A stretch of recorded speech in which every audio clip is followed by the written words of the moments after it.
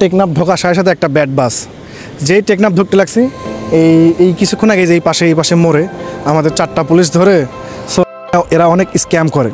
So তেল নিয়ে আপনারা খুবই সাবধান থাকবেন। আর এই যে সমুদ্র একটা জনপ্রিয় নৌকা, সাম্পান নৌকা, মানে এই নৌকাটা রং করা হচ্ছে।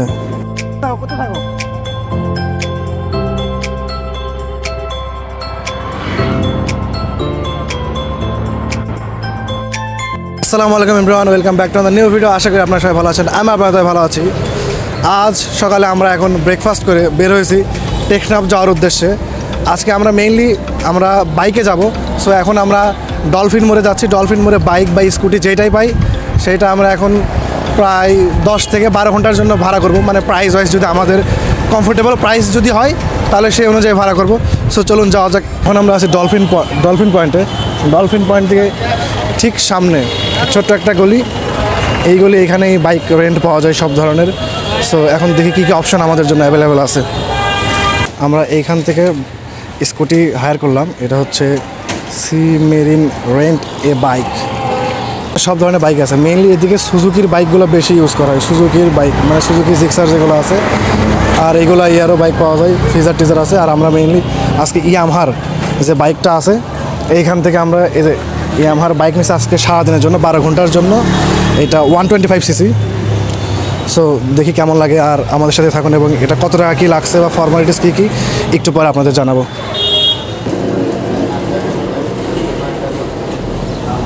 সেফটির জন্য একটা জিনিস ভালো হচ্ছে এখানে হেলমেট দেওয়া হয়।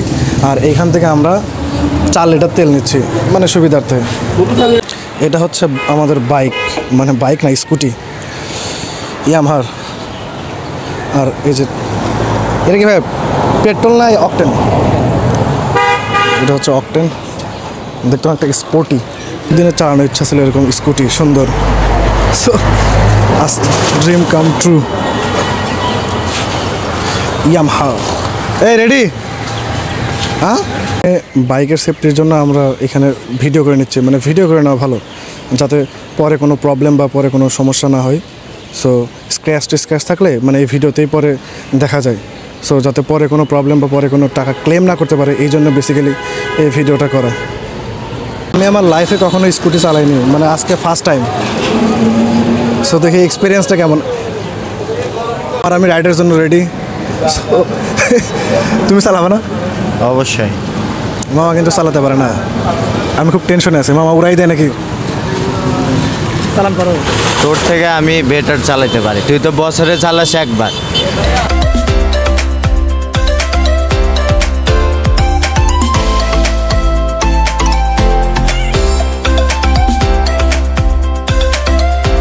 আমরা আছি হিমছড়িতে। ছোট্ট একটা ব্রেক নিছি, আর সামনের ভিউটা জাস্ট না দেখলে বোঝা যাবে না। আর সমুদ্রের ঢেউ আর পানি অন্যান্য যে আমরা যে সুগন্ধা বিচ আছে, কলাতলি বিচ আছে, সবচেয়ে পরিষ্কার পানি মনে হয় এইখানে। সামনে হচ্ছে পাহাড়ের ঠিক অপোজিটে এত সুন্দর একটা সমুদ্রের ভিউ। পাহাড়ে উঠলে কত সুন্দর লাগবে এই ভিউটা। আর এইখানে 2 জন মেবি গোসল করতেছে। এখান থেকে ডাইরেক্ট টেকনাফ যাব। টেকনাফ যাওয়ার সময় আসার সময় যেগুলো ভিউ পয়েন্ট বা যেসব সুন্দর জায়গা সেগুলো এক্সপ্লোর করব। আর এইখানে পাহাড়ে উঠতে, এই হিমছড়ি পাহাড়ে উঠতে মেবি 30 টাকার মতো লাগে। সো আমাদের সাথে থাকুন এবং কিছুক্ষণ পর আমরা এখানে দেখাবো কেমন। আচ্ছা, আমাদের মামা। সো মামা যে কোথায় যে আমাদের সমুদ্রে ফালাই হয়ে যায় নাকি আমি সে চিন্তা আছি। এখন আমরা যাচ্ছি এখান থেকে ইনানি বিচ। এইখান থেকে মেবি ইনানি বিচ এইখান থেকে প্রায় 10 কিলোর মতো। সো 10 কিলো রাস্তা আমরা এনজয় করতেছি এখন। আর এখানে সবচেয়ে বেশি আমার ভালো লাগতেছে পাহাড় আর সমুদ্র একসাথে। আর পানিটা এত পরিষ্কার, মানে বলার বাইরে। পুরো তাকাইলে শুধু নীল আর নীল, মানে অসাধারণ। এইসব দৃশ্য আপনারা যদি কেউ না আসেন তাহলে কখনোই বুঝতে পারবেন না যে আল্লাহ কত সুন্দর পৃথিবীটাকে সৃষ্টি করছে।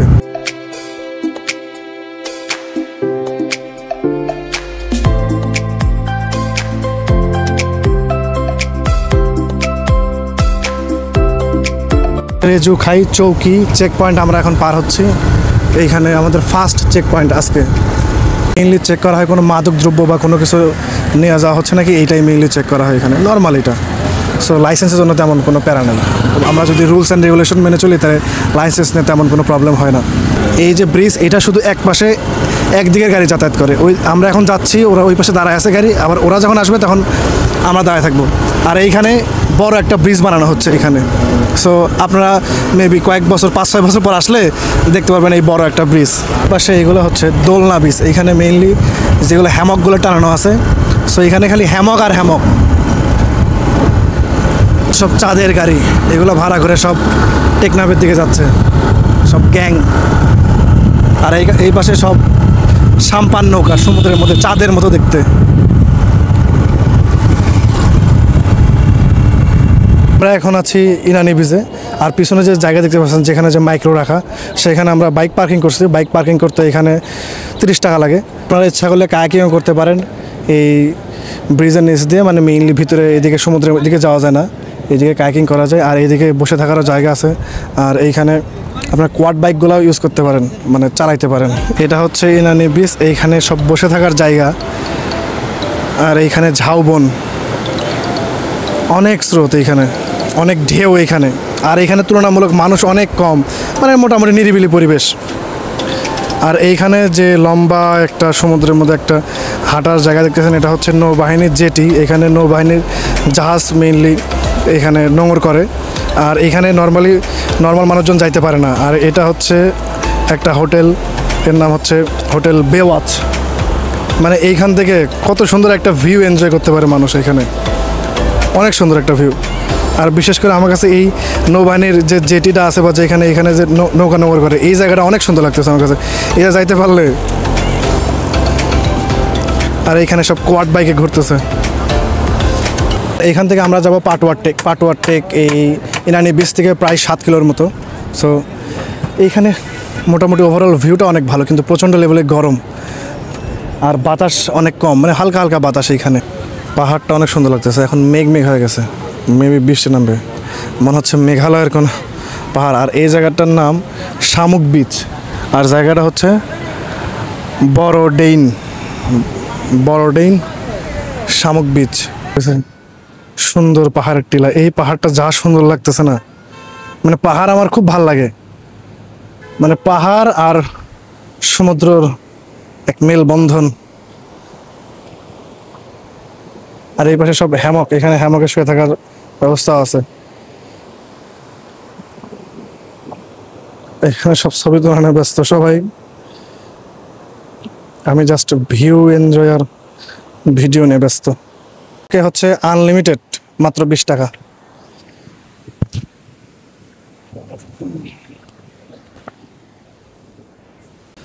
এখন আমি হ্যামকের উপর শুয়ে আছি প্রায় 1 থেকে 2 ঘন্টার বাইক জার্নির পর।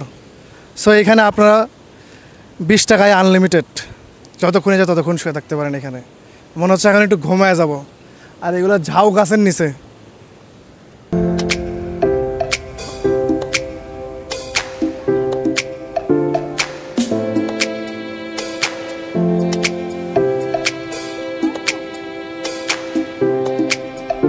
আর আমরা এতক্ষণে যে এইখানে বসেছিলাম, এইখানে শুধু একটা সুন্দর একটা দোকান, আর এখানে আমাদের বাইক, আর ওই পাশে হ্যামক, আর এই পাশে মসজিদ।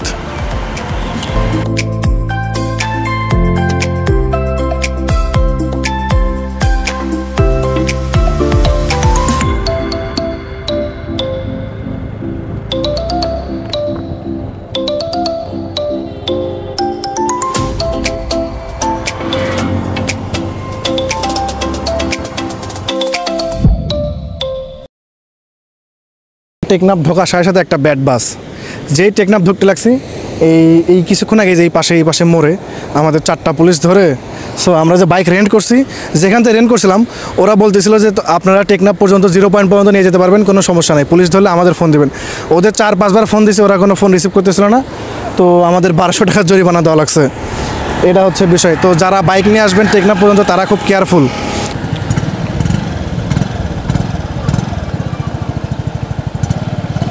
আকাশে প্রচণ্ড মেঘ। আজকে আমাদের বলতেছিল এদিকে বৃষ্টি হওয়ার সম্ভাবনা আছে। বৃষ্টি হলে তো যাইতে কষ্ট হবে, অনেক প্রবলেম আছে। আর আবহাওয়ার ফোরকাস্টটা আমি কিছুদিন আগে নিউজে দেখলাম, প্রচণ্ড লেভেলে বৃষ্টি হওয়ার সম্ভাবনা আছে এখানে। Hope best. এখন আমরা যাচ্ছি শাহপরি ঘাট। জেটি পার। সো ওইখানে যাব, ওইখান থেকে সোজা দিয়ে টেকনাফ 0 পয়েন্টে যাওয়া যায়।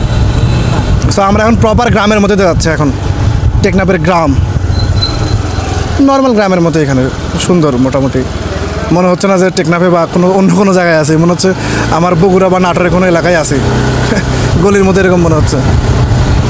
এ হচ্ছে সমুদ্র বিচ, এইখান থেকে মায়ানমার কয়েক কিলোমিটার দূরে, খুব একটা বেশি দূর না। এই অনেকেই বললো যে এইখান থেকে নাকি মায়ানমার একদম স্পষ্ট দেখা যায়, এমনকি ইচ্ছা করলে আমরা মেবি গুলির শব্দ শুনতে পারি, ধুম ধম।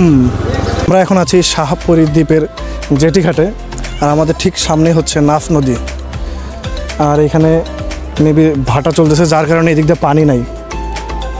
সো জেটি ঘাটে ওইখানে অনেকগুলো নৌকা, এখান থেকেও অনেক মানুষ সেন্ট মার্টিনে যায়।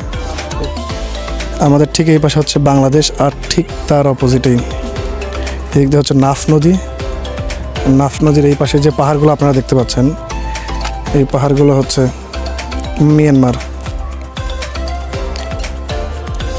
এই নাফ নদীতে বাংলাদেশের সবচেয়ে বেশি মাদক দ্রব্য মিয়ানমার থেকে বাংলাদেশে ঢোকে, যার কারণেই এখন আমরা যখন আবার এই টেকনাফ থেকে কক্সবাজারে যাব, সো তখন আমাদের মেবি 4টা বিজিবি চেক পয়েন্ট পার করতে হবে। তখন চেক করে যে কোনো মাদকদ্রব্য আমরা বহন করতেছি কিনা, মেইনলি বেসিক্যালি এইটাই।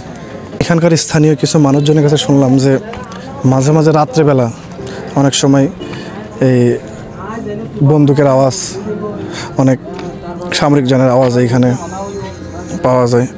আর এখানে ছোট্ট একটা টাওয়ার, ছোট্ট একটা বাড়ি দেখা যাচ্ছে, ওইগুলো সব মায়ানমারের। আর এখন আছি টেকনাফ 0 পয়েন্টে। এই ড্রাইভার, গাড়িটা পার করো। সো অনেক কষ্টে আসলাম, আর পিছনে এখন মেঘ হচ্ছে, সেই বৃষ্টি হতে পারে আজকে। সো টেকনাফ 0 পয়েন্টের ভিউটা অসাধারণ। জাস্ট আমার আজকে এই ভিডিওতে খালি অসাধারণ আর অনেক সুন্দর, এই কথাটা অনেক বার শুনতে পারবেন। এই যে সাবরং 0 পয়েন্ট, বাংলাদেশের শেষ সীমানা। এটা নাকি বলে এখনো শেষ না, কি 8 কিলোমিটারও যাওয়া যায়? ও মানে জেটি বোর্ড যেটা গেছিলাম ওটা একদম 0 পয়েন্ট, ওটা মেইন 0 পয়েন্ট। কিছুক্ষণ আগে যে ভিডিওটা দেখলেন জেটি বোর্ডের, যেটা মায়ানমার খুব কাছাকাছি দেখা যায়, ওইটা হচ্ছে বাংলাদেশের 0 পয়েন্ট। এইখানে সবাই নামতেছে, আর ওইদিকে মেবি আমি শিওর আজকে আমরা যাওয়ার সময় বৃষ্টি পাবো, বৃষ্টি যাইতে হবে আজকে আমাদের কক্সবাজার।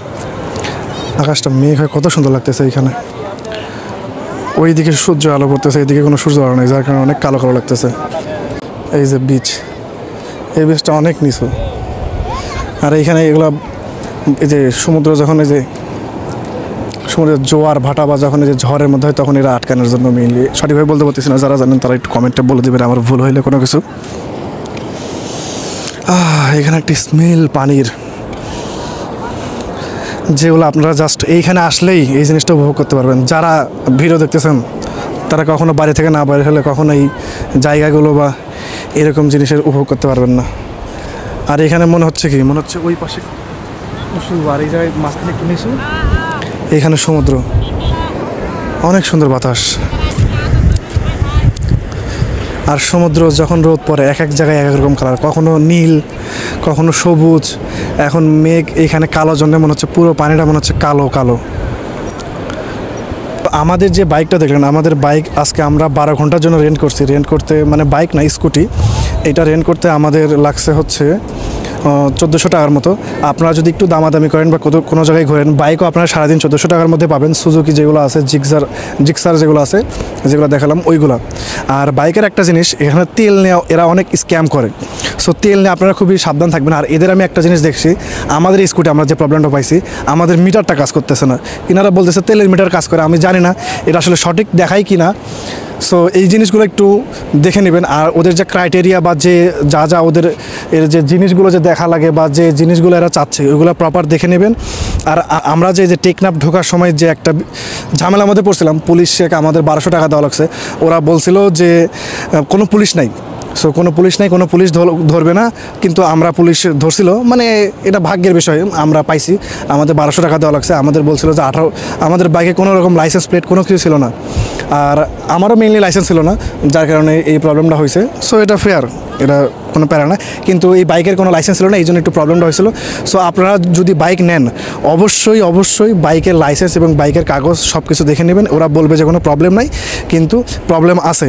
স্কুটি ঠিক করছি, এটার ব্রেক খুবই বাজে। আর ব্রেক জিনিসটা আপনার ব্রেকটাও দেখে নেবেন, কারণ একটা বাইকের ব্রেক হচ্ছে সবচেয়ে একটা জরুরি জিনিস। ব্রেক মানে খুব একটা ভালো না, এইগুলো জিনিস মোটামুটি দেখে নেবেন। সো পিছনে আকাশটা দেখতে পাচ্ছেন কি সুন্দর লাগতেছে এইখানে, আর আমার শার্টের সাথে একদম ম্যাচিং আকাশ।